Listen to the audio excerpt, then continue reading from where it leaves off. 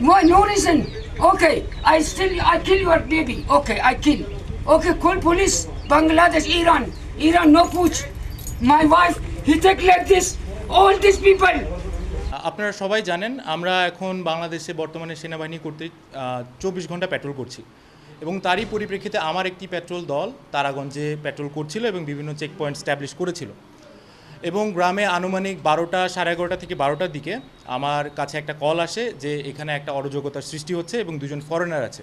তাৎক্ষণিক আমরা সেই লোকেশনে চলে যাই এবং আমাদের সেনাবাহিনী কর্তৃক ওই এরিয়াটা কর্ডন করা হয় এবং গ্রামের লোকজন যে ধরনের বিশৃঙ্খলা সৃষ্টি করছিল সেই বিশৃঙ্খলাকে বাধা দিয়ে সেই এলাকাটাকে সিকিউর করে আমরা এই দুজনকে সেফলি আমাদের নিজস্ব লোকেশনে নিয়ে আসি এবং যে বাদী ছিল, যাদের নামে কমপ্লেন ছিল, তাদেরকেও আমরা জিজ্ঞাসাবাদ করি।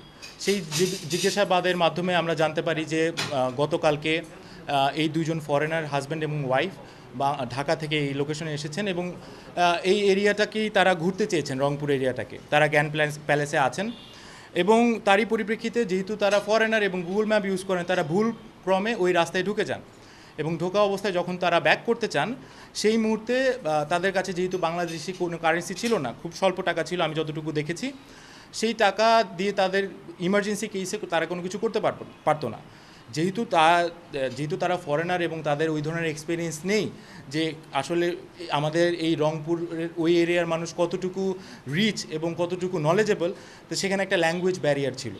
তো এই দুজন ভদ্রলোক এবং ভদ্রমহিলা তাদেরকে ডলার দেখায় এবং ডলার এক্সচেঞ্জের জন্য যখন বলে, তারা যখন বুঝতে না পারে তাদের বাসা পর্যন্ত যায়, বাড়ি পর্যন্ত ওই লোক নিয়ে যায় যে আপনি দেখেন আমার টাকা। তো তাদের যেহেতু টাকাটা পছন্দ না হয়, তো তারা যখন ব্যাক করতে থাকে তাদেরকে গ্রামবাসী ধরে এবং তাদের কাছ থেকে ডলার এবং তাদের মোবাইলটা নিয়ে যায় এবং ঘটনা ওই পরিস্থিতিতে আমরা যাই এবং তাদেরকে ঠেকাই এবং তাদের যে ডিফেন্সিভ মেজার যেটা আমাদের মানে সেনাবাহিনী কর্তৃক নেওয়ার কথা সেটা নেই এবং ওখান থেকে তাৎক্ষণিক $100 ঘড়ি এবং তাদের পাসপোর্টগুলো আমরা উদ্ধার করতে পারি এবং তারই পরিপ্রেক্ষিতে তাদেরকে প্রাথমিক চিকিৎসা দেওয়া হয় এবং বর্তমানে এই পুলিশ স্টেশনে আছে, তাদের ভাষ্য শোনা হচ্ছে। একই সাথে সেই বাড়ির 4 জনকে আমরা আটক করি, বর্তমানে তারাগঞ্জ পুলিশ স্টেশনে তারা আছে এবং তাদেরকে জিজ্ঞাসাবাদ করা হচ্ছে। বাট আমাদের প্রথম উদ্দেশ্য হচ্ছে সেনাবাহিনী এবং পুলিশ, আমরা জয়েন্ট ফোর্স একটা অপারেশন করছি এখন, যে এই টাকাটা উদ্ধার করা এবং তার মোবাইলটা উদ্ধার করা এবং তার সাথে গ্রামের যে সকল লোকজন সম্পৃক্ত ছিল তাদের বিরুদ্ধে কঠোর ব্যবস্থা নেওয়ার পরিকল্পনা আমরা করছি এবং সেই অনুযায়ী আমরা কার্যক্রম করছি। আমি বর্তমানে 34 বেঙ্গলে আছি। আমার নাম মেজর সানিয়া চৌধুরী সৃজন। আমি তারাগঞ্জের ক্যাম্প কমান্ডার হিসেবে আছি। এনারা ট্যুরিস্ট হিসেবে বাংলাদেশে এসেছেন। আমরা এজাহারের বক্তব্য নিয়ে যেটা আমি এটা আপনাদের অবগত করছি, এটা ট্যুরিস্ট হিসেবে বাংলাদেশে এসে গতকালকে তারা রংপুরে এসেছিল। রংপুরে এসে রংপুরে অবস্থান করছে হোটেলে।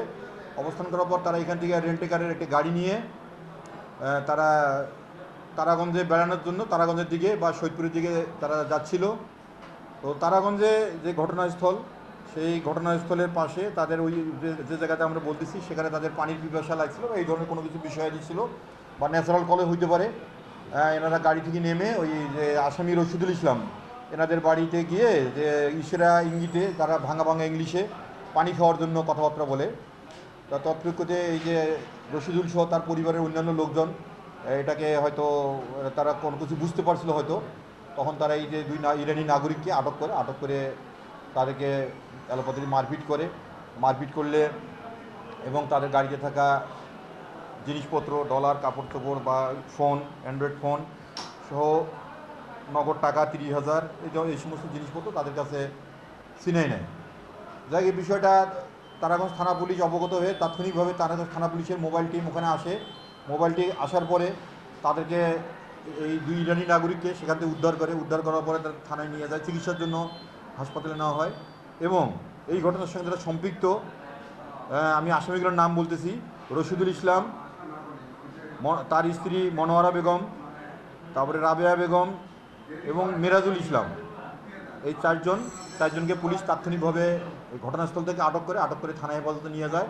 পরবর্তীতে তারাগঞ্জ থানা পুলিশ বাদী হয়ে এই যে বিদেশি ইরানি নাগরিকদের এইভাবে হয়রানি বা মারপিট বা তাদের কাছ থেকে টাকা পয়সা ছিনিয়ে নেওয়ার ঘটনাটাকে উল্লেখ করে এই ইরানি নাগরিকদের এই স্থানীয় যে রশিদুল সহ আরও কয়েকজনের বিরুদ্ধে এই যে মামলা রুজু করে এবং ওই তৎপ্রেক্ষিতে এই মামলার প্রেক্ষিতে আসামিদের বিজ্ঞ আদালতে প্রেরণ করেছে। বিজ্ঞ আমলি আদালতে আমরা বিজ্ঞ আদালতে আসামিদিকে উপস্থাপন করা হবে। আর আদালত এখন যদি তারা জামিনের প্রেয়ার দিলে জামিন শুনানি হবে, আর যদি প্রেয়ার না দেয় তাহলে এই আসামিরা জেল হাউসে প্রেরিত হবে। এটুকুই, ধন্যবাদ।